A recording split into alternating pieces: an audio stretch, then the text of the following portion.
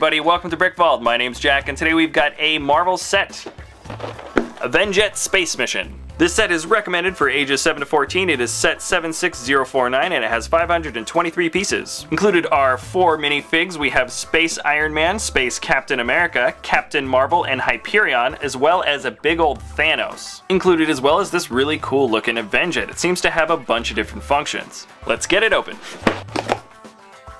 Inside the box we have 4 numbered bags, a bag for Thanos, as well as stickers, a comic book, and manual. So let's get the build started.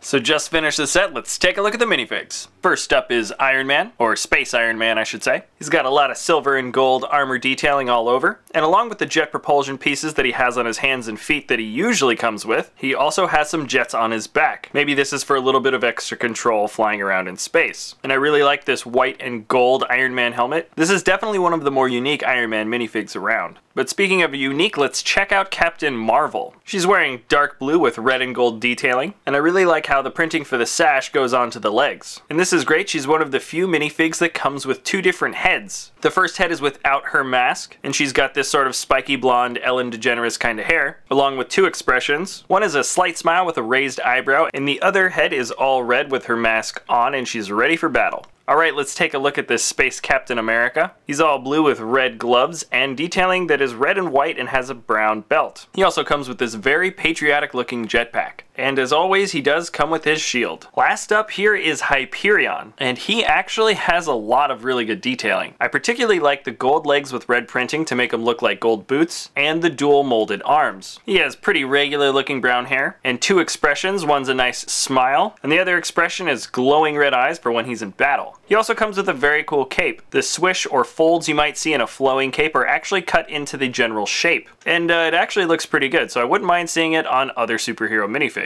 Now he isn't a minifig, but here is Thanos. He is dark blue and gold, and has some pink highlighting that makes up the jets and stud shots on his boots. And I guess you could argue it somewhat matches the color of his face. And considering the jets on the bottom, this is one situation where you can say these boots were not made for walking.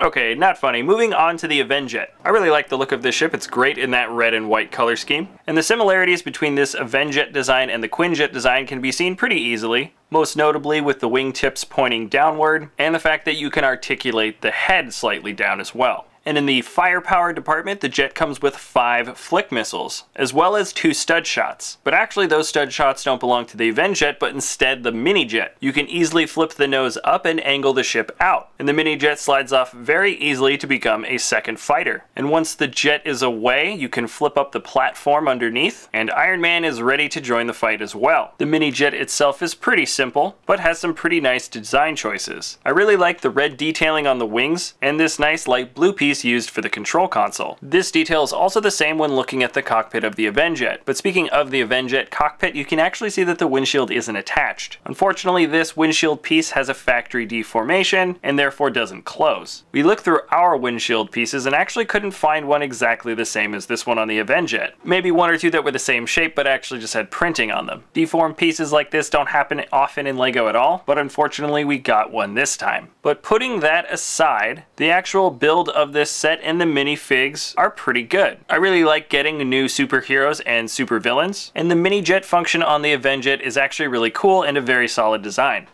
So that's it for this episode. If you'd like to buy this set, you can go ahead and click the link in the video description below. Thanks for watching, don't forget to subscribe, and we'll see you here next time at Brick Vault.